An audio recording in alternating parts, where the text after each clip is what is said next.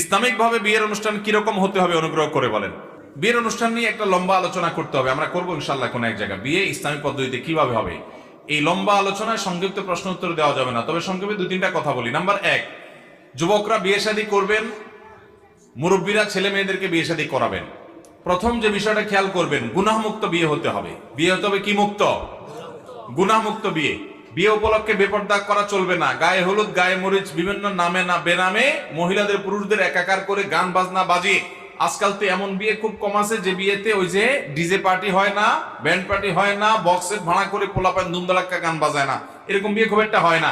যার বিয়ে তার খবর নাই, পড়াপড়শির ঘুম নাই, যার বিয়ে সে হয়তো বাজায় না, ছোট ভাই বেড়াদার বলে আমরা একটু ফুর্তি করব। খবরদার, আপনার বিয়ে উপলক্ষে এরকম গুনাহ যদি করেন, মানুষের কষ্ট হয়, ভলিউম হাই ভলিউম দিচ্ছেন, আপনি গান শুনছেন, হারাম কাজ করছেন, তো আল্লাহ লানত বিয়েতে হবে, বরকত হবে না, এটা খেয়াল রাখবেন।